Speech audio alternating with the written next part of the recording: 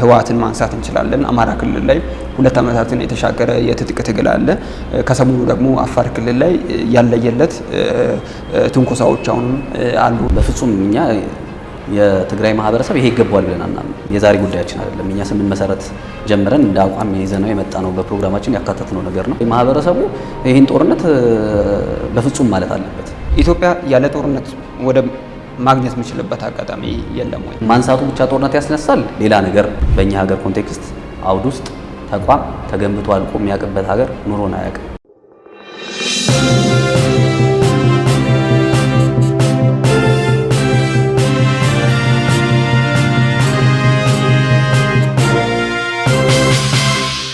ለምሳሌ ተቋማት ምርጫ ቦርድ እንግዲህ ከዚህ ቀደም በነበሩ ምርጫዎች ገለልተኝነት ይሹ ሁሌም ጥያቄ የሆነበት ኮሮጆ የሚገለበጥበት አይደለ እና የተለያዩ ድርጊቶች የሚፈጸሙበት ነበር። አሁን ምንድነው የተወሰነ የሚታይ ተጨባጭ የሆነ መሳሪያ ያነሳ አካል ከመንግስት ጋር እየገጠመ ያለበት ሁኔታ በመሆኑ እንጂ ከዚህ ቀደም በነበሩትም ሁኔታዎች ምርጫ ሊያሳካ የሚፈልገው ምርጫ ሊያመጣ የሚገባውን ውጤት ሊያስችሉ የሚችሉ ሁኔታዎች ግን በእኛ ሀገር ኮንቴክስት ኖሮ አያውቅም። ምናልባትም ሚዲያችሁም ይሁን ምናልባት የቅርብ ጊዜ ይመስለኛል እና ከምርጫ ጋር በተያያዘ ከሆነ አመቱም ስለማላስታውሰው ነው አሁን መስረታ ከዛ በፊት ያሉ ጣቢያዎች የሚዘግቧቸውን ዘገቦች ወደ ኋላ ተመልሶ ማየት ከተቻለ ሁሌም ከሚነሱ ጥያቄዎች መካከል ምርጫ ቦርድ ይህን ነገር ማስፈጸም አይችልም የሚል ነው። ያ ማለት ወሳኙ ተቋም ምርጫውን በማድረግ ሂደት ከፍተኛውን አስተዋጽኦ የሚያደርገው አካል ወይም ደግሞ ምርጫው ሊያመጣል የሚፈልገው የህዝብ ይሁንታ የምርም የህዝብ ድምጽ የሰጠው አካል እንዲመረጥ ከሆነ ያንን ማድረግ የሚችል ተቋም ሳይኖረን ያኔም ፈጽመን አናውቅም። ስለዚህ በእኛ ሀገር ሁኔታ አስቻይ ሁኔታ አለ ተብሎ የታመነበትና የተደረገ ከዚህ ቀደም የለም። አሁንም አስቸጋሪ ሁኔታዎች አሉ። ለምሳሌ እዚህኛው ጥያቄ ውስጥ ምንን ከግምት ውስጥ እንዲያስገቡልኝ ነው። ለምሳሌ ሀገሪቱ በቅርቡ የጀመረችው ተግባራዊ ይደረጋል ተብሎ የሚታሰበው የሽግግር ፍትህ ሂደት አለ። የሀገራዊ ምክክር ሂደቱ ይቅደም የሚሉ አሉ።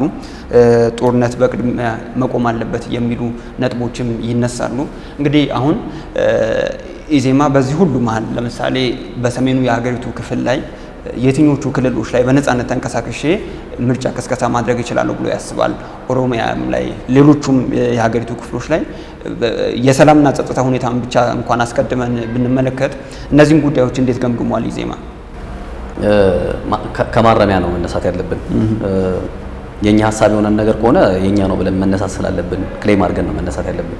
የሀገራዊ ምክክር ጉዳይ አጀንዳ እንዲሆን ያደረግነው እኛ ነን ብለን ነው ምናምነው ከምርጫ ቀደም። ምክንያቱም ባወጣነው መግለጫ ካስታወስክ ሀገራዊ ምክክርና መጪው ምርጫ በሚል መግለጫችን ቅርብ ጊዜ ባወጣነው ካልተሳሳትኩ ቀኑ ጥቅምት 2 2018 ዓ.ም ያወጣነው መግለጫ ላይ ይህንን ጉዳይ አንስተን ጉዳዩን ወደ እንትን ያመጣ ነው። ከዚያም በተጨማሪ በህዝብ ተወካዮች ምክር ቤት ኢዜማን ወክለው ተወዳድረው ያሸነፉት የህዝብ ተወካዮች ምክር ቤት አባል ዶክተር አብርሃም ጠቅላይ ሚኒስቴሩ በአሁን መጨረሻ ላይ በተካሄደው የህዝብ ተወካዮች ምክር ቤት የመጀመሪያ ምላሽ የሰጡበት አጠቃላይ እንትን ምላሽ ላይ የሰጡበት ላይ ጥያቄውን ያቀረብነው እኛ ነን። ሁለት ነገሮች አሉ ብለን እናምናለን። አንደኛው የቅቡልነት ብልጽግናን ቅቡል የማድረግ አይደለም። እንደ አጠቃላይ ሀገራችንን ወዴት እንውሰዳት የሚለው ምን አይነት የመንግስት ስርዓት ይኖራት፣ ምን አይነት የምርጫ ስርዓት ይኖራት እና የመሳሰሉ የሚባሉ መሰረታዊ የሚባሉ ጥያቄዎች መልስ ሊሰጣቸው ይሄንን ማስተካከል ካልቻልን ቅቡልነት ያለው ይሄ ሀገርን የሚያግባባ አይነት የመንግስት ስርዓት ስለማይኖረን እሱን ማስፈን የምንችለው ሀገራዊ ምክክርን ስንፈጽም ነው የሚል እንትን አለ። በሌላ በኩል ደግሞ ምርጫ የሚባል አለ በየ5 ዓመቱ እንዲደረግ ግዴታ ይሆናል። ያ ማለት ደግሞ የህግ የበላይነት ይሻለበት ህገ መንግስቱ ምን ስለሚያስገድድ ስለዚህ ሁለቱ በአንድ ሀገር ልትመሰረተው ከምትፈልገው የፖለቲካ ስርዓት አንፃር ሁለቱም አስፈላጊ ናቸው። ይሄኛው የህግ የበላይነትን አስቀድማለሁ ብለህ ስትሄድ ቅቡልነትን አሁንም ሳታሰፍን ትሄድና ላይ ይሆናሉ። ስለዚህ ቅቡልነትን ደግሞ ማስፈን የምትችለው መሰረታዊ የሚባሉ ጉዳዮች ላይ ተግባብተህ ወደ ምርጫው ገብተህ ይሄን ቅቡልነት ማስፈን የሚቻል አይነት ስርዓት ፈጥረህ ከዛ በኋላ የሚደረጉ እንትኖች ከዛ በኋላ ያሉ መሰረታዊ ጥያቄዎች ላይ ጥያቄ ሳናነሳ በሌሎች መፎካከሪያ በሚሆኑ ጉዳዮች ላይ እየተፎካከርን ድርጅቶች እየተፎካከርን የምንሄድበት ነው መሆን ያለበት። ይህ ባልሆነበት ቅቡልነትን ጥለው ይሄኛውን አሁን አስቀድመዋለሁ ካልክ ምንድን ነው ውጤቱ የሚሆነው? እስከዛሬ የለፋህበት ሀገራዊ ምክክር የት ነው የሚገባው? ምክንያቱም በሀገራዊ ምክክሩ የተነሱ በጣም መሰረታዊ የሚባሉ ጥያቄዎች አሉ። እነዛን ጥያቄዎች መመለስ እስካልቻለን ድረስ ምን ሆነው ይቀጥላሉ? ችግር ሆነው ይቀጥላሉ። ምርጫዎችም እንደዚህ ይሆናል። ስለዚህ የሚሉ አካላት አሉ ሳይሆን ኢዜማ ይህንን ጉዳይ ወደ አጀንዳ አምጥቶታል። ዊ ኦን ኢት ማለት ነው። እኛንን ያመጣነው ጉዳዩ ምንም እንትን አያስፈልገውም። ትንሽ ከዚህ በፊት ትሽኮረመማላችሁ ነበር የምንባለው፣ አሁን ደግሞ አንሽኮረመምም ነው የምንለው። ስለዚህ እሱም መውሰድ አለብን። ስለዚህ ይሄ መደረግ አለበት ወይም ደግሞ ውይይት መቅረብ አለበት ብለን ያነሳነው ሀሳብ ምናልባትም ተሰሚነት የሚያገኝ ከሆነ የምናየው ይሆናል። የጋራ ምክር ቤት ላይ የተለያዩ የፖለቲካ ፓርቲዎች ወይም ተፎካካሪዎች ጉዳዩን ገዝተውት ፍኖተ ካርታውን አዘጋጅተዋል አይደለም። የጋራ ምክር ቤቱ መረጃው አለክ ብዬ ስለማምን አንዳንድ የፖለቲካ ፓርቲዎች ደግሞ ግንኙነት የላቸውም ብለው ያምናሉ።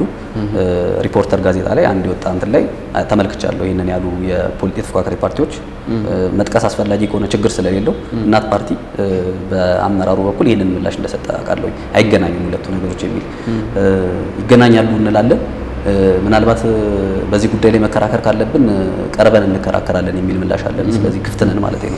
በእናንተ ሚዲያ ሊሆን ይችላል በዚህ ጉዳይ ላይ። ያው በዚሁ አጋጣሚ ግን ያው ይሄ የምርጫ ጊዜም የተቃረበ ከመሆኑ ጋር አንፃር ሚዲያችን እንደ አንድ ማህበራዊ ኃላፊነቱን ለመወጣት የፖለቲካ ድርጅቶች ሀሳባቸውን የሚያስተናግዱበት ሰፊ መድረክም ለማዘጋጀት ነው ይህንን ፕሮግራም የቀረጸውና ሀሳቡን መቀጠል ይችላል። ስለዚህ አይ ይገናኛሉ ብለን ስንነሳ ሀሳቦች ይኖሩናል። አይገናኝም ያሉትንም ደግሞ ለመሞገዝ ዝግጁ እንደሆነ ለመግለጽ ነው። እኛ ግን እንደሚገናኙ እናስባለን። አስቻይ ሁኔታዎች አሉ ወይ እና የሚሉትን እንደምታውቀው ምርጫ ከመድረሱ አስቀድሞ ፓርቲያችን ከሚያደርጋቸው ነገሮች ይህንን ምርጫ አስመልክቶ የሚመራ በመሪው የሚመራ ኮሚቴ አዋቅሮ መንቀሳቀስ ነው። ያ ኮሚቴ ከሚያደርጋቸው ነገሮች አሰስ ያደርጋል። ቅድም ያልኩ አይነት ነው። አስቻይ ሁኔታ አለ ወይ? መንግስት ለመመስረት የሚያስችል ቦታዎችን መወዳደር እንችላለን ወይ? እና የመሳሰሉትን በደንብ ጥናት አድርጎ ይፋ ያደርጋል። ያንን ይፋ ሳያደርግ አይነሳም፣ አይጀምርም። ስለዚህ ይፋ እናደርጋለን። አቶ ይል ይህን ቀጥዬ የማነሳውን ጥያቄ አያብራሩልኝ፣ አዎ ወይም አይ ብለው እንዲመልሱልኝ ነው የምፈልገው። መብራራት ካለበት እንግዲህ የተጠባቂ የ2018 ምርጫ እንደሚካሄድ ብሔራዊ ምርጫ ቦርድም ስኬጁሎችን ይፋ አድርጓል። ጠቅላይ ሚኒስትሩም ቢሆኑ በተለያዩ አጋጣሚዎች ላይ ደጋግመው አንስተዋል እና የምርጫው ጉዳይ መካሄዱ አይቀርም ብለን እናስብና የ2018 ምርጫ የሚካሄድ ከሆነ ኢዜማ ከዚህ በፊት የነበረውን ቅቡልነት አስቀጥሎ የህዝብ ድምጽ ማግኘት እችላለሁ ብሎ ያምናል? ከዚህ በፊት የነበረውን ቅቡልነት አንተ እንዴት እንደምትለካው አላውቅም። እኛ ቅቡልነት ይለካል ብለን የምናምንባቸው ምክንያቶች አሉ። ቅድም ያልኩ የፖለቲካ ፓርቲ ሚናችንን ተወጥተናል አልተወጣንም የሚለውን ማህበረሰቡን ጀጅ ማድረግ ያለበት መወሰን ያለበት ያ የህዝብ ውሳኔ ይሆናል። እኛ ግን አሁንም ወደፊትም ጸንተን የምንቆምበት ሀሳብ ቢኖር ምንድነው? አንደኛ ከሚናችን ዝንፍ አንልም። ሁለተኛው ደግሞ በመሰረታዊነት ይዘናቸው ከተነሳናቸው ሀሳቦች እነዚህ መሰረታዊ የምንላቸው ሶስት ሀሳቦች የዜግነት ፖለቲካ፣ ማህበራዊ ፍትህና ዲሞክራሲያዊ ፌዴራሊዝም ከሚባሉ ሀሳቦች ዝንፍ ሳንል እንደተንቀሳቀስን እናውቃለን። ደካማ ጎን ምንም የለንም እያለን አይደለም፣ በዛ ደረጃ እንታበይም። ግን ደግሞ ከማንም የተሻለ ከተፎካካሪ ፓርቲ ከሚባሉ የተሻለ እንቅስቃሴ እናደርጋለን ብለን እናምናለን። የሚያሳዩትም መረጃዎች እሱን ይመስለኛል። የተለያዩ እንትኖችን ሀሳቦችን በማንሸራሸር የምንታማ አይመስለኝም። ሚዲያ እድሎችን ስናገኝ እምቢ ምንል አይደለንም። ምናልባትም እኛ ራሳችን አሁን በጣም እየተቸገርን ስንመጣ እየደወልን መጥራት ጀምረናል አይደል? መጠየቅ እንፈልጋለን ብለን መጠየቅ ጀምረን ካንተም ጋር የነበረኝ ኮሚኒኬሽን እሱ ስለሆነ ለመጠየቅ ዝግጁ ነን። ያ ማለት ግልጸኝነት ለማስፈን በሴቶቻችን ያስቀመጥናቸው ደግሞ የተጠያቂነት የሚሹ እንዲኖርብን እንፈልጋለን። ደውለን ነው ጠይቁን እያለን ያለ ነው። ስለዚህ ድክመቶች አሉ። ከዛ ደግሞ ከድክመቶቻችን በላይ ደግሞ በጣም አስቸጋሪ ሁኔታ ሆነው ያለፉብን አሉ። እንዳልኩ ነው መረጃዎች አሁን በሚኒስትሪም ብቻ የሚቆጣጠሩት አይደለም። በጣም ፋብሪኬትድ የሆኑ የተለያዩ የውሸት መረጃዎች ይወጣሉ፣ በጣም ይጮሃሉ። ሴንሲቲቭ የሆኑ ሾዎች ደግሞ እኔ አጥኚዎች ምን እንደሚያደርጉት አላውቅም። ጥናት የሚሰሩ ሰዎች በዛ ጉዳይ ላይ እንዴት ፈንክሽን ያደርጋል የሰው ልጅ መረጃን በመቀባበል ሂደት የሚለውን ጥናት የሚያደርጉ ሰዎች ምን እንደሚሉበት አላውቅም፣ ግን በጣም ሴንሲቲቭ የሆኑ ኢሹዎች እና ደግሞ ትችቶች ሲሆኑ በጣም በርከት ብለው የሚታዩበት ረጋ ያለ የሆነ መፍትሄ የሚሆን ሀሳብ ሲሰጥ ብዙ ማይጮህበት አይነት ዘመን ላይ ደርሰናል ያለው የሚዲያ እንትን ሚዲያውንም እየተቻው ሳይሆን ግን ደግሞ እንዴት ኮንትሮል መደረግ አለበት የሚለውም ወደፊት መታሰብ ያለበት አይነት ስሜት አለኝ። ከዛ በተጨማሪ ከሚዲያዎችም ጋር በተያያዘ ከነደካሞቻችን ሀሳቦቻችንን ለመሸጥ በጣም አስቸጋሪ ሁኔታ የገጠመን ሁኔታ አለ። በተለይ በተደጋጋሚ እንዳነሳ ነው ማህበረሰቡ ጋር በከፍተኛ ቁጥር የሚደርሱ የመንግስት ሚዲያዎች የመፍትሄ ሀሳብ ብለን የምናቀርባቸውን ሀሳቦች በፍጹም አያቀርቡም። መግለጫዎቻችን በፍጹም ተደራሽ አያደርጉም። ምናልባትም ከመንግስት ጋር ቁርኝት አላቸው ብለው ካመኑ ወይም የመንግስትን የቆመበትን ቦታ ወይም ተመሳሳይ አቋም ይዘዋል ብለው ካመኑ ካልሆነ በስተቀር አያሳላልፉም። እነ ኢትዮጵያን ብሮድካስት ኮርፖሬት፣ ኢቢሲ እና የመሳሰሉት ማለት ነው። በእናንተ በኩል ደግሞ የተወሰነ ቅሬታ ያለን ምንድነው ሰንሴሽናል ካልሆነ ጉዳዩ ወይም ደግሞ ጆሮ ገብ ካልሆነ ተደራሽ የማድረግ እንትን ላይ ትንሽ ቀዝቀዝ ያለ ይላል። ግን በአንጻራዊነት በጣም ብዙ ቦታ ሰጣችሁናል እንደ ግል ሚዲያ፣ እናመሰግናለን ለሱ። አባላቶቻችን በተለያዩ አካባቢዎች ላይ የተለያዩ ችግሮች ይገጥሟቸዋል። በእነዚህ ተግዳሮቶች ሲደመር የኛ ደግሞ የተወሰነ ድክመቶች ተጨምሮበት ሙሉ ለሙሉ ሚናችንን መወጣት ባለብን ልክ ተወጥተናል ብለን አናምንም። ግን እየበረታን እየጠነከርን ዘመን ተሻጋሪ ፓርቲ መስራት ነው የምንፈልገው። ለዛ ነው እየተንቀሳቀሰን ያለ ነው። ቅቡልነትን ከዚህ አንጻር ነው የምናየው። በጣም ጥሩ። እስቲ ግን ሌላው ከምርጫ ጋር የተያዙ ጉዳዮችን የምናነሳ ከሆነ የምርጫ ሂደቱን በመምራት ትልቁን ድርሻ በማወጣት ሂደት ውስጥ ብሔራዊ ምርጫ ቦርድ ትልቁን ድርሻ ይይዛልና በርካታ የፖለቲካ ድርጅቶች ግን እኔም በግሌ የማውቃቸው አቤቱታዎችን ያቀረቡልኝ የፖለቲካ ድርጅቶች አሉ። ከብሔራዊ ምርጫ ቦርድ ጋር የክስ ሂደታቸው በፍርድ ቤት እየተከታተሉ ያሉና እነዚህን ጉዳዮች ተደማምሮ ብሔራዊ ምርጫ ቦርድ የገለልተኝነትን ጥያቄዎችን ያነሱበታልና ኢዜማ እንግዲህ ተጠባቂውን ምርጫ እንዲሁም ደግሞ የብሔራዊ ምርጫ ቦርድን በሚመለከት የሱ የግሉ አስተያየት ምንድን ነው? የገለልተኝነት ጉዳይን ብሔራዊ ምርጫ ቦርድ ላይ ያነሳል ወይንስ ደግሞ ብሔራዊ ምርጫ ቦርድ ሁኔታዎችን በማመቻቸት የፖለቲካ ምህዳሩን የምርጫ ሜዳውን ለውድድር ክፍት ያደርጋል የሚል እምነት አለው? እኛ ሀገር አንድ በጣም ግልጽ መሆን ያለበት ልክ ቅድም እንዳልኩ እኛ እንደ ተቋም እንደማንታበየው ድክመቶች አሉን ብለን እንደምናምን በእኛ ሀገር አተነው ከኖር ነው ወይም ደግሞ አሁንም ድረስ በጣም ከተቸገርነው ጉዳይ መካከል ጠንካራ ተቋም ፈጥረን ጨርሰን አናውቅም። ግምት ውስጥ በቃ ይሄ እንትን ውስጥ መግባት ያለበት በእኛ ሀገር አውድ ምናልባትም አሁን ያልካቸው ቅሬታ ያቀረቡት አካሎች ተጨምሮ ተቋም ናቸው አይደለ? ተፎካካሪ ፓርቲዎች ተቋም ነው አይደለ? ድርጅት ስትሆን ተቋም ነው የምትሆነው። እኛ ተቋም ነው የምታነሳቸው ተቋሚ ፓርቲዎች ተቋም ናቸው። ግን ተቋምነታቸው ያበቃለት ነው ወይ ብለህ ስታምን እርስ በርሳቸው አሁን እዛው ውስጥ ያለ የተቋማዊ ችግር አላቸው። ያ ማለት የበቃን አይደለንም። በሀገራችን ካላሳካናቸው ነገሮች አንዱ ተቋማትን ይሄ ምንድነው ቢያንስ ለፍጽምና የቀረበ ወይም ደግሞ ፍጹም ባይሆን እንኳን ለዛ የቀረበ ጥሩ ቁመና ያለው ተቋም ፈጥረን አናውቅም። ስለዚህ በዛው ውስጥ ካየነው ምርጫ ቦርድ የሚቀሩት ብዙ ነገሮች ሊኖሩ ይችላሉ። ግን ተቋማትን የምንገባው በፕሮግረስ ነው ብለን እናምናለን። ትችት መኖር ባለበት ሰዓት ትችት እያቀረብክ የተለያዩ እድሎች ሲሰጡ ደግሞ እየተጠቀምክ ለምሳሌ የአመራሮቹን ምርጫ አስመልክቶ የምርጫ ቦርድ እንትን ስጡ ሲባል ምንድነው ድምጽ ስጡ ሲባል ለምሳሌ ፕሮሞት ማድረግ ማህበረሰቡ የሚያውቀውን ታማኝ የሆነ ብቁ ነው ብሎ የሚያምነውን እንዲመርጥ ሀሳብ እንዲሰጥ አይደለ ተሰጥቷል አይደለ እድል ተሰጥቷል። ምን ያህሎቻችን ያንን ፕሮሞት አደረግን? ለምሳሌ ማህበረሰቡን የተሻለ የምትሉትን ሰው ምረጡ የሚለውን ፕሮሞት ለማድረግ ሞከርን።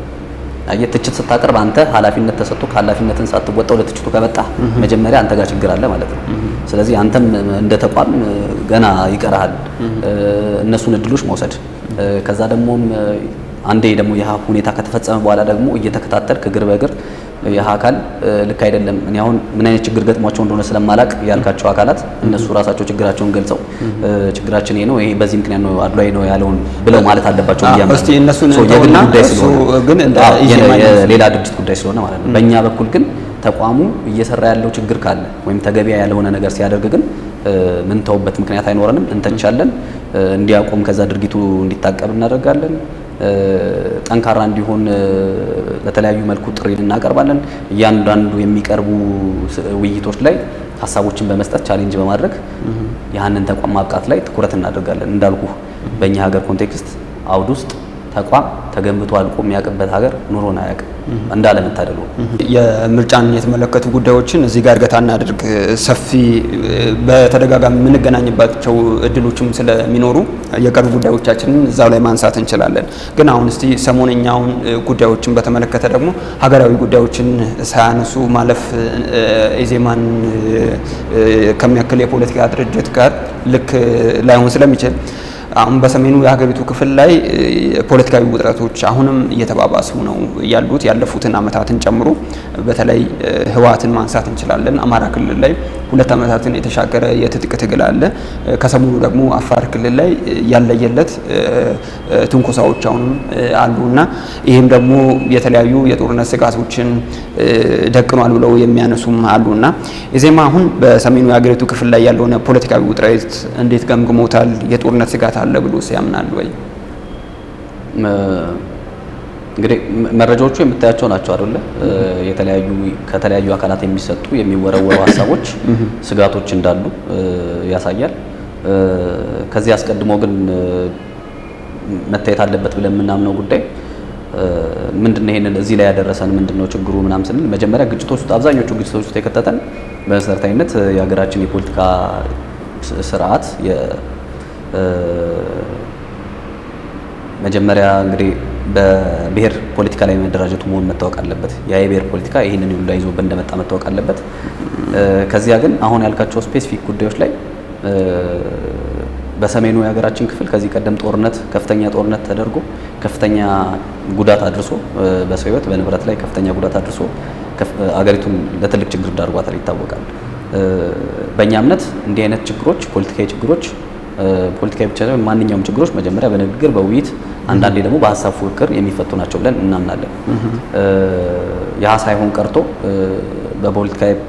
በፖለቲካዊ ባህል ልምዳችን ብዙ ጊዜ ነገሮችን በግፋ በለው ስለምንጓዝ ለዛ ችግር ዳርጎናል ብለን እናምናለን። ከዛ በኋላ ግን በሰላም ለመፍታት የተካሄደበት ሂደት ነበረ። የፕሪቶሪያ ስምምነት ተፈጽሞ ነበረ። ያን የፕሪቶሪያ ስምምነት ፓርቲያችን ደግፏል እንደምታውቀው። ምክንያቱም ቢረፍድ እንኳን ለሰላም ግን የሚረፍድ ጊዜ ስለሌለ በሚል እምነት ማለት ነው። ስለዚህ ያንን ማስፈጸም ያስፈልግ ነበረ። የፕሪቶሪያ ስምምነት በሚባለው መልኩ አለመፈጸሙ መልሶ ችግር አምጥቷል። ስለዚህ ለሰላም የተጀመረው መንገድ በአፈጻጸሙ ረገድ በገጠመው ችግር ለዚህ አይነት አሁንም ብዥታ ውስጥ ለሚከት መልሶ ወደ ጦርነት ስጋት ውስጥ ለሚከት ችግር ውስጥ መዳረጉን መታየት አለበት። በተደጋጋሚም የፕሪቶሪያ ስምምነት ይፈጸም፣ የፕሪቶሪያ ስምምነት ይተግበር የሚል ተደጋጋሚ ጥያቄዎችን ስናነሳ ምንድነው ፕሪቶሪያ የምትሉት ከሚባሉት አካላት መካከል ይመስለኛል ያው የምንጠቀመው ቶን ወይም ደግሞ የምንናገርበት መንገድ ማህበረሰባችንን ተደራሽ በሚያደርግ በጨዋ ደንብ ነው የምንናገረው ወይም ደግሞ ስርዓት ባለው መልኩ ነው የምናደርሰው። ምናልባት ያኛው አላደረሰ ይሆናል እንጂ በተደጋጋሚ ይህንን ሀሳብ ስናንጸባርቅ ነበረ። መንግስት በወደ ሰፊነት ነው የፕሪቶሪያ ስምምነትን እንትን ያልኩት ተወት አድርጌ ለሰላም ብዬ አድርጌያለሁ ብሏል። ግን አሁን እያየናቸው ያሉ ነገሮች ግን ያንን አያመላክቱም። ስለዚህ ውጥረት አለ። ውጥረት ካለ እንደምታውቀው ዳይናሚክሱ አይታወቅም። ግጭቶች የመነሳት እድል ሊኖራቸው ይችላል የሚለውን ግምት መውሰድ ይቻላል። እንግዲህ የፕሪቶሪያውን የሰላም ስምምነት እርሶም ሲያነሱ ነበረ። ሁለቱም አካላት ማለት የፌዴራሉ መንግስትም ይሁን የህወሓት ኃይሎች የፕሪቶሪያውን ስምምነት ተግባራዊ በማድረግ ሂደት ላይ አንዱ ሌላውን ሲወነጅሉ ነው። ምን ያፈጻጸም ችግር ማለት እሱ ነው። ስምምነት ለምሳሌ ይሄን አድርግ የሚል ይሄን መሆን አለበት ተብሎ ከተቀመጠ በኋላ የግልጸኝነት ጥያቄ አይነሳበትም። ይህ ይደረግና ይሁን የተባለው ነገር አለመፈጸም ግን ችግር ይዞ መጥቷል። አዎ ይዞ መጥቷል። ምናልባትም የፕሪቶሪያ አንደኛው ዓመት መሙላትን ተከትሎ የመንግስት የኮሙኒኬሽን እንትን በሰጠው መግለጫ ላይ ያብራራ ነበር አይደለ? እንዲህ ቢባልም ወደ ሰፊነት ይሄን አድርጌያለሁ እንዲህ ቢባልም ብዙ ማለት ለሰላም ብዬ ብዙ ነገሮችን ትቻለሁ የሚል ኢቭን የመንግስት አወቃቀሩ ላይ ትቻለሁኝ እንዲህ አይነት ነገሮች አሉ። ስለዚህ እያለ ያለው እንደ ስምምነቱ ሳይሆን ያደረኩት በወደ ሰፊነት በመልካም ፍቃድ እያደረኩት ነው። ያንን ያደረኩት በዚህ ሞቲቭ ነው ወይም በዚህ ምክንያት ነው ብሎ እያለ እኮ እየገለጸ ነው። በዛ አካል በኩል ደግሞ አልተፈጸመልኝም እያለ ነው። ይሄኛውም አልተፈጸመልኝም እያለ ነው። ስለዚህ አፈጻጸም ችግር አለ። እኔ ይሄ በጣም ትልቁ ስራ የሚዲያዎች ስራ ነው ብዬ አምናለሁ። እንደ ድርጅት ግን እንደዚህ አይነቱ አሁን ምልልስ በፌዴራሉ መንግስት በህወሓትም በኩል ያሉ አፈጻጸም ላይ የሚነሱ ቅሬታዎች ምን ሊፈጥሩ ይችላሉ? ምናልባትም አሁን ትግራይ ላይ ያለውን ማህበረሰብ ባለፉት የጦርነት ጊዜያት ውስጥ ምን አይነት ሁኔታዎችን እንዳሳለፈ ይታወቃል። አሁን ደግሞ ከዛ ስጋት ውስጥ አልወጣምና ምናልባት ጦርነት በየትኛውም አጋጣሚ ሊፈጠር ይችላል የሚል ስጋት ውስጥ ያለን ማህበረሰብ በሚመለከት ድርጅታችሁ እንደው ምን አይነት ግምገማዎችን አድርጓል? ምናልባት ጦርነት አይጀመር የሚል መግለጫ አንድ ቅርብ ጊዜ ያወጣ ነው ነበረ። ተመልክተው ከሆነ በፍጹም እኛ የትግራይ ማህበረሰብ ይሄ ይገባዋል ብለን አናምንም። በጣም ከፍተኛ ጉዳት የደረሰበት ማህበረሰብ ነው። ከዛ ግጭት ወጥቶ ከትግራይም ወጥቶ ይህ ጉዳት አፋር ክልል ላይ ከዚያም አማራ ክልል ላይ እንደ ሀገር ደግሞ በጦርነት የማገድ ነው ገንዘብ ለጦርነቱ ተብሎ እንደ ሀገር የጎዳን ነገር አለ። ማህበረሰባችን እንዲዘርባ ያደርግም አይገባውም ብቻ አይደለም። እንዲህ አይነት ጦርነቶችን እኛ ምን ሸከምበት ሁኔታ አይደለም። እንደምታየው ቅድም መጀመሪያ ላይ ስንነሳ የተለያዩ አይነት ችግሮች ያለብን ሀገር ነን። የኛ ግምገማ እያንዳንዱ ችግር በውይይት መፈታት አለበት ብለን እናምናለን። በውይይት መፈታት አለበት ስንል ግን ግልጽ መሆን ያለበት ነገር አለ። የሰላም የዜጎች ደህንነት ጉዳይ የመንግስት ጉዳይ ብቻ አይደለም። ሁላችንም ኢንቮልቭ ልናደርግበት ወይም ደግሞ ልንሳተፍበት የሚገባ ጉዳይ ነው። መንግስት ከፍተኛው ሚና ይወጣል። አዎ ችግሮች አሉበት። አዎ አሉበት። ከዚያ ግን እኛም ኃላፊነት አለብን። ለምሳሌ ማህበረሰቡ ይህን ጦርነት በፍጹም ማለት አለበት። ይሄ የኔ ጦርነት አይደለም መግፋት አለበት። እናንተም ለሰላም ተወያዩ። ከዚህ በኋላ ምን ደግሞ አይነት ጦርነት መኖር የለበትም። ልጄን አሳልፌ የምሰጥበት ምክንያት የለም ብላ አንድ እናት መናገር አለባት። እንደ ማህበረሰብ ተደራጅቶ እስከዛሬ የተቀጠፈው ህይወት በቂ ነው፣ እኛ ይሄ አይገባንም መባል አለበት። ማለት እስከ መቼ ጦርነት እንደዚህ እያደረገ ትኖራለህ? እስከ መቼ የጦርነት ያመጣውን ውጤት ሳትጨርሰው ሌላ ጦርነት ትጀምራለህ? ስለዚህ ማህበረሰብ ይሄንን ሚዲያዎች ይሄንን ነገር እንዲቆም የሚያስችል ከፍተኛ ፕሮፓጋንዳ መሰራት አለበት ብዬ አምናለሁ። ሁሉንም ያሳተፈ ማለት ነው። ሁሉም አካል ኢንቮልቭመንት ይፈልጋል። አዎ ከፍተኛው ሚና ማን ይወጣል? መንግስት የሚባለው አካል ይወጣል። ምንም ጥያቄ የለውም። ግጭት ውስጥ አካል ደግሞ የምር ግጭት ውስጥ የገባው ለማህበረሰቡ ከሆነ ግጭት ውስጥ ገብቶ ለማህበረሰቡ ምን እንዳተረፈለት ማወቅ አለበት። ይሄ በጣም እንትን የሚያደርግ ነገር ነው በሆነ ለመናገር ማለት ነው። ይሄን ግጭትን በጣም የሚገፉ አካላት በተለይ ደግሞ ከተለያዩ የስልጣንና ሌሎች ጥቅማ ጥቅሞች ጋር ተያይዞ እየተነሱ የሚነሱ እንትኖች ያመጧቸው ውጤቶች አብሮ ማሳየት አለባቸው። ምንድነው ያተረፉለት ለዛ ማህበረሰብ በዚህ ሂደት ውስጥ? ግጭት ውስጥ ያለው አካል ኃላፊነት መውሰድ አለበት። ለውይይት መቅረብ አለበት። የምር ለማህበረሰቡ እያሰበ ከሆነ ማህበረሰቡ ባለፉት የጦርነት ጊዜያት ምን እንዳሳለፈ መናገር አለበት። ህይወቱን ቀጥፎ አሁን ሌላ የኢኮኖሚ ችግር ተዳርጎ አሁንም መልሶ ለጦርነት መዳረግ ያንን ማህበረሰብ እኔ በጣም አስቸጋሪ ነው የሚመስለኝ። ልክ አይመስለኝም። መንግስት ለሰላም መነሳሳት አለበት። ሀቀኛ የሆነ ውይይት ለማድረግ መነሳሳት አለበት። በዛኛው በኩል ያለው የምድርም ለማህበረሰብ የሚያስበው ነፍጥ ያነሳው አካልም ደግሞ ማድረግ ያለበት ብለን የምናምነው ማህበረሰቡ ከዛ ግጭት እስካሁን ያተረፈው ነገር እንደሌለ ከተረዳ ለውይይት መቅረብ አለበት። የሚያነሳቸውን ጥያቄዎች ማንሳት አለበት ብለን እናምናለን። ያ ነው እያታችን። እንደው ሰሞንኛ ጉዳይ ስለሆነ እግረ መንገዳችንን እንዲያነሱልን ነው። አፋር ክልል ላይ ከሰሞኑ የአፋር ብሔራዊ ክልላዊ መንግስት የህወሓት ታጣቂ ኃይል ወሰንን ተሻግሮ ገብቶ 6 ያህል አካባቢዎችን ተቆጣጥሮብኛል የሚሉ ክሶችን አቅርቦ ነበር። ህወሓት ደግሞ በምላሹ እንደዚህ አይነቱን ጥቃት ነው ያልፈጸምኩም፣ እንደውም ጥቃት እየተፈጸመብኝ ያለው እኔ ላይ ነው የሚሉ አይነት ማስተባበያዎችን የጊዜያዊ አስተዳደሩ የሰጠው መግለጫ ነበረና እንደነዚህ አይነት ጉዳዮችስ እንዴት ይታያሉ? በቀጣይስ ምን አይነት ነገር ሊፈጠር ይችላል? የነዚህ አይነት የቃላት ምልልሶች ምን ሊፈጥሩ ይችላሉ? ህወሓት የሚባል አካል አለ ነው እያልከኝ ያለው አሁን ነው። በእርግጥ አሁን ይሄ ጥያቄ ቢፈጥር ልክ ነው። አሁን ህወሓት በምርጫ ቦርድ ህጋዊ ሰውነቱ ተነጥቋል። ግን አሁንም ድረስ የፌዴራሉ መንግስትም ቢሆን መግለጫዎችን ሲያወጣ ህወሓት እያለ ነው መግለጫ የሚያወጣው። የህወሓት ታጣቂ ኃይል አሁን የተደራጀ ታጣቂ ቡድን ወደ አፋር ወሰን ተሻግሮ ጥቃት ፈጽሞብኛል ይላል የአፋር ብሔራዊ ክልላዊ መንግስት። ጊዜያዊ አስተዳደሩ ደግሞ እንደዚህ አይነት ትንኮሳ እኛ አልፈጸምንም ይላል እና እዚህ ውስጥ ግልጽ ያልሆኑ መተሳሰሮች አሉና እንደነዚህ አይነቱ ምልልስ ምን ሊፈጥር ይችላል? እንግዲህ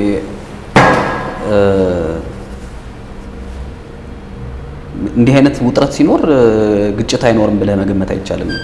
አልተፈጸመልኝም የተባባልነው አልተፈጸመልኝም የሚል አካል በሁለቱም በኩል ሲነሳ ታያለህ። እንዲህ አልተፈጸመልኝም የሚሉ አለመግባባቶች ካሉ ግጭቶች መልሰው የመነሳሳት ምናምን ጠባይ እንዳላቸው ለዚህም የመዳረግ ባህሪ እንዳላቸው መታወቅ አለበት። ህወሓት የሚባለው አካል እንደ ድርጅት የሌላ አካል ነው። ግን እዛ ውስጥ የቆዩ የነበሩ ሰዎች ያሉት የሆነ ድርጅት ቡድን ካለ ያህ ቡድን ስላለ የተወሰኑ ሰዎች ያሉት ማለት ነው። ጠባጫሪ ነው ማለት እዚህ ላይ ምንም እንትን አያስፈልገውም። ባህሪው ነው። ይሄ በጣም ክላሪቲ የሚፈልግ ጉዳይ ነው። በባህሪያቸው ጠባጫሪ ናቸው። ለግጭት በጣም ተነሳሽ ናቸው።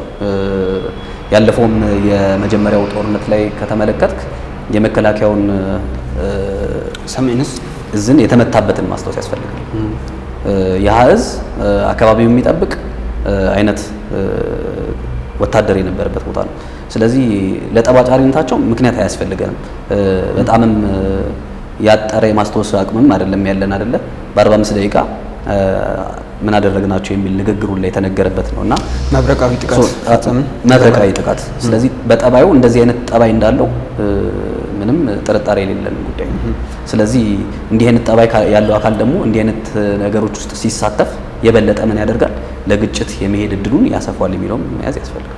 መልካም። እስቲ ወደ መጨረሻው ርዕሰ ጉዳያችን እንለፍና በቅርቡ ኢትዮጵያ እንግዲህ የወደብ ይገባኛል ጥያቄን በተደጋጋሚ ስታነሳ የነበረበት አጋጣሚ ጠቅላይ ሚኒስትሩም በተደጋጋሚ በተለያዩ መድረኮች ፊልድ ማርሻሉም ልክ እንደዛው ሀገሪቱ ላይ ያሉ የፖለቲካ ድርጅቶችም ግለሰቦችም ይህንን ጥያቄ ሲያስተጋቡ ይስተዋላል እና ኢዜማ እንደ ድርጅት ይህንን የኢትዮጵያን የወደብ ይገባኛል ጥያቄን እንዴት ተመልክቶታል? እዚህ ጥያቄ ውስጥ እንደ አንድ ኢትዮጵያዊ የፖለቲካ ድርጅት ናሽናል ኢንተረስት በሚል እሳቤ ማለት ነው። ሁለተኛው ግን ፖለቲካውን እንደሚያውቅ ፖለቲካ ውስጥ እንዳለ ድርጅት ደግሞ እንዴት ተመልክቶታል ይህንን ጥያቄ? እኛ ቆየን ካየ ነው ዛሬ አይደለም ያየ ነው። እንዳጋጣሚ ሆኖ ድርጅታችን ሲመሰረት 2011 ላይ በፕሮግራማችን ካካተትናቸው ጉዳዮች መካከል የባህር በር ጉዳይ አንደኛው ነው። በሰላማዊ በህጋዊና በዲፕሎማሲያዊ መንገድ የባህር በር ባለቤትነትን ማረጋገጥ ያስፈልጋል ብለን እናምናለን። ይሄ የዛሬ አጀንዳ አይደለም ለኛ በጣም ስንመሰረት ጀምሮ የሚያሳስበን ያሰብንበት ግን በሰላማዊ መንገድ በህጋዊና በዲፕሎማሲያዊ መንገድ መገኘት አለበት ብለን እናምናለን። እነዚህን በማድረግ ሂደት አስፈላጊ የሆኑ የሰላም ጥረቶች፣ አስፈላጊ የሆኑ የህግ ሂደቶችን መከተል፣ አስፈላጊ የሆኑ ዲፕሎማሲያዊ መንገዶችን መከተል ግዴታ ነው ብለን እናምናለን። ግን የወደብ ጥያቄውን ተከትሎ በርካቶች የሚያነሱት በስጋትም የሚያነሱት ነገር ኢትዮጵያ የባህር በር ጥያቄን ስታነሳ ይሄ ጦርነት ሊቀሰቀስ ይችላል የሚሉ ሀሳቦችን የሚያነሱ በርካቶች ናቸው። በተለይ ደግሞ ከጎረቤት ሀገር ኤሪትሪያ ጋር እና ኢትዮጵያ ያለ ጦርነት ወደብ ማግኘት የምችልበት አጋጣሚ የለም ወይ? ይሄ የዓለም አቀፍ ህግ ጉዳይ ስለሆነ ማግኘት የምትችልባቸው የተለያዩ ምክንያቶች ይኖራታል። አስገዳጅ ሆኖ ያስቀምጠው እንጂ ዓለም አቀፍ ህጉም ላይ የሚያስቀምጠው ይሄንን ነው አይደለ? ያንን የማግኘት አክሰስ ቱ ሲ የሚባለው ነገር የተሰጠ ወይም ደግሞ ያለ ግን ደግሞ ያንን በምን አይነት መንገድ አገኘዋለሁ የሚለው የምትስማማበት ጉዳይ ነው። የባለቤትነት ጥያቄም ከተነሳ አስፈላጊ የህግ እርምጃዎችን መከተል፣ የተለያዩ ዲፕሎማሲያዊ ጫናዎችን ማድረግ አስፈላጊ ነው ብለን እናምናለን። እኛ ይህ አይነት ጫናዎች መኖር አለባቸው በሰላም እስከሆነ ድረስ። መልካም። እንግዲህ የወደብ ጥያቄው በተለይ ደግሞ አሁን ላይ በደንብ አንድ ጥያቄ ያለፍኩት ጦርነት ሊነሳ ይችላል የባህር በር ጥያቄ ስታነሳ ከተባለ የባህር በር ጥያቄ ማንሳት ጦርነት አያስከስትም፣ ማንሳቱ አያስከስትም። ለምን ያስከስታል ማለት ክሊር መደረግ ስላለበት ነው። ማንሳቱ ብቻ ጦርነት ያስነሳል ሌላ ነገር። እንዴት መሰሉት? ኢትዮጵያ የወደብ ጥያቄውን ማንሳቷ ወይም ደግሞ ይህንን ጥያቄ መልስ የምታገኘው በጦርነት ብቻ ሊሆን ይችላል ብለው የሚያስቡ ሰዎች አሉ። በየትኛውም አጋጣሚ ለምሳሌ ጦርነት ሊነሳ ይችላል የሚሉ አካላትም አሉ እና እምነታቸው ነው እነሱ በጦርነት ብቻ ነው ማግኘት የሚቻለው ብለው ስላመኑ ስለጨረሱ ለዛ ነው ኢትዮጵያ ያለ ጦርነት ወደብ ማግኘት አትችልም ወይ ያልኩት። ኤግዛክትሊ እሱኛው ማብራሪያ ያስፈልገው። ለምሳሌ በጦርነት ብቻ እንደሚያገኝ ያመናካል በሰላም እንደማይገኝ ያመናካል ሊልህ የሚችለው ጦርነት እንደሚያስፈልግ ስለሚያውቅ ወይም ደግሞ ምናምን ነው ማለት ነው ሚስኮት እንዳልደረግ ያሉትን አካላት። ግን እኛ የምናምነው በተለያዩ የሰላማዊ ህጋዊና ዲፕሎማሲያዊ መንገዶች መገኘት ይችላል የሚል እምነት ነው ያለን።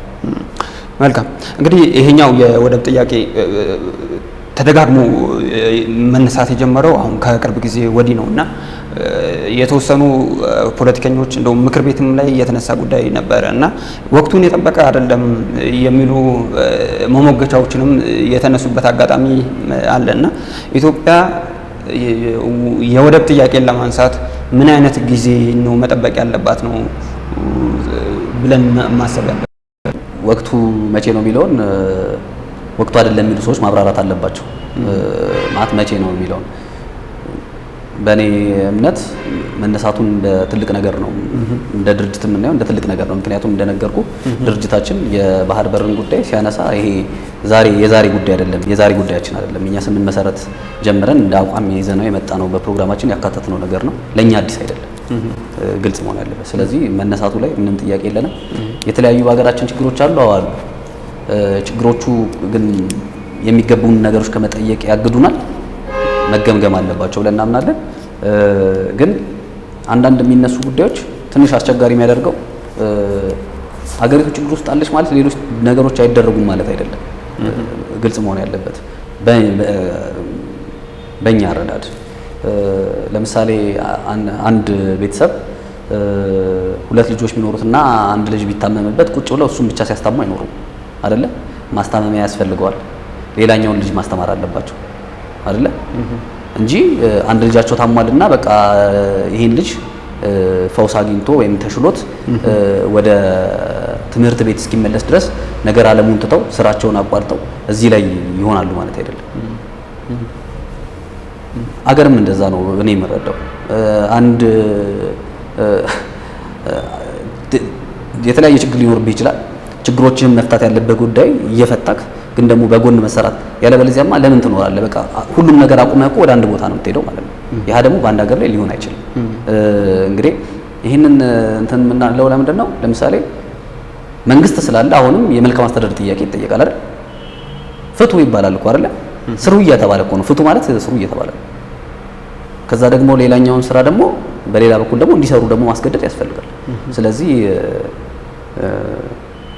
መንግስት አንድ ጉዳይ ላይ ብቻ ዱዌል የሚያደርግበት ሳይሆን የመንግስት ተግባር የተለያዩ ችግሮችን እየፈታ ግን ደግሞ ሌሎች ስራዎችን መስራት አለበት የሚል እምነት ነው ያለኝ። መልካም፣ እጅግ በጣም ነው የማመሰግነው። የመጨረሻ ጥያቄ ይላልከው ይህንን ጥያቄ ግን የሚመልሱልኝ እንደ ኢዜማ አባል ሆነው ወይም ደግሞ እንደ ኢዜማ አቋም ላይሆን ይችላል፣ እንደ አንድ ፖለቲከኛ እንደ አንድ ኢትዮጵያዊ ዜጋ ሆነው መመለስ ይችላሉ እና አሁን ሀገሪቱ ያለችበትን የሰላምና የጸጥታ ሁኔታ፣ የኢኮኖሚ ቀውሶችን ማንሳት እንችላለን። የብድር ጫናዎችን፣ የዋጋ ግሽበትን ተያይዞ ማህበረሰቡ ያለበትን ሁኔታ፣ የሀገራዊ ምክክር ሂደቱን፣ የሽግግር ፍቱን፣ እነዚህን ሁሉ ነገሮች አጣምረው እንደው የእርስዎን ግምገማ እንዲሁም ደግሞ እንደ አንድ ኢትዮጵያዊ ሁላችንም የምንኖረው እኔም እርስዎም እዚህ የተቀመጥነው ኢዜማም እንደ ድርጅት የቆመው ኢትዮጵያ የምትባል ሀገር ስላለች ነው እና በዚህ ጉዳዮች ላይ የእርስዎን አስተያየት፣ ሀሳብ እንደውም መልካም ምኞትም ማንሳት ይችላሉ እንደ መጨረሻ። አሁን ያልካቸው በጣም በርካታ ጉዳዮች አሉ። ሀገራዊ ምክክር፣ የሽግግር ፍትህ፣ ምርጫ፣ የተለያዩ አይነት ደግሞ ስጋቶች፣ የኢኮኖሚ የጸጥታ ጉዳዮች። ስለዚህ ሁለት ነገሮች አሉን፣ ተስፋ አለን፣ ስጋትም አለን። የትኛውን ኤክስፕሎይት እናድርገው፣ የትኛውን እንጠቀመው የሚለውን የመወሰን ጉዳይ ነው። በቀናነት ሀገሪቱን በመጨረሻ ይሄ ለዛሬ ሆይታ፣ ለዛሬ ጭብጨባ፣ ለዛሬ ለሚገኙ ሙገሳዎችና ውዳሴዎች ሸብረክ ሳይሉ በዘለቄታዊነት መፍትሄ ሊያመጡ በሚችሉ ጉዳዮች ላይ ትኩረት አድርጎ አገሪቱ ይገባታል ብለን ወደምንወስዳት መንገድ ሊያደርሱን የሚችሉ ነገሮችን በአግባቡ የምንጠቀማቸው ከሆነ ተስፋ አለን። ግን ይህንን መጠቀም እየቻልን አይ ብለን ወደዚህኛው መንገድ የምንሄድ ከሆነ ስጋቶችም አሉ ማለት ነው። ስለዚህ በዚህ ተስፋና ስጋት መካከል የመጀመሪያው መሆን ያለበት ለስጋት ምክንያት አለመሆን አንደኛውን መታቀብ አትሊስት እንደው መፍትሄ አምጪ አመንጪ ባንሆን እንኳን የችግር ፈጣሪ አለመሆን ከዛ መታቀብ። ግን ደግሞ ሀገራችን እንደመሆኗ ከዚች ሀገር ውጪ የሌለን አንዳንዶች ስላላቸው ሊሆን ይችላል ያን የሚያደርጉት ስላላቸው ፓስፖርታቸውን ይዘው ውጭ ሀገር ተቀምጠው እና የመሳሰሉትን አድርገው እዛ ተቀምጠው በልበለው ይላሉ። መተው መዋጋትና ማሳየት ነው ብዬ ነው ማምነው እንዲህ አይነት ሰዎችን የሚያስፈልገው። በፍጹም በቃ ዲዘርቭ አናደርግም ያንን ነገር። ስለዚህ እንደ ስጋት የምናያቸው ነገሮች ላይ ራሳችንን አውጥተን በተወሰነ ደረጃ ይህንን ነገር ሊያስደርጉ የሚችሉ ፈርታይል ግራውንድ መፍጠር የሚችሉ አመቻች ሁኔታ መፍጠር የሚቻልበትን ሁኔታ መፈለግ፣ ተስፋዎቻችን ላይ ዴቨሎፕ ማድረግ መስራት የተሻለው ነው የሚል እምነት ነው ያለኝ። እጅግ በጣም ነው የማመሰግነው። እኔም አመሰግናለሁ። መከታተል ላይ የነበራችሁት ናሁ መድረክን ነው። ናሁ መድረክ የተለያዩ ፖለቲካዊ፣ ምጣኔ ሀብታዊ እንዲሁም ቀጠናዊ ጉዳዮችን በስፋት የሚዳስስ ባለድርሻ አካላትንም ጋብዞ ሀሳብ አስተያየቶቻቸውን የሚቀበል ነፃ መድረክ ነው። በዚህ ዝግጅት ላይ ሀሳብ አስተያየቶቻቸውን ማቅረብ የምትፈልጉ ማንኛቸውም አካላት ማናገር ትችላላችሁ። የዕለቱን ውይይታችን እዚህ ጋር ገታ እናድርግ። በዛሬው የውይይት መድረካችን ላይ ኢዩኤል ሰለሞን የኢዜማ ህዝብ ግንኙነት ኃላፊ ቆይታ አድርገዋል። በቀጣይ ሳምንት በናሁ መድረክ ከሌላ እንግዳ ጋር የምንገናኝ ነው የሚሆነው። የፕሮግራሙ አዘጋጅና አቅራቢ ማርቆስ ጎዳይቦ ነበርኩ። መልካም ጊዜ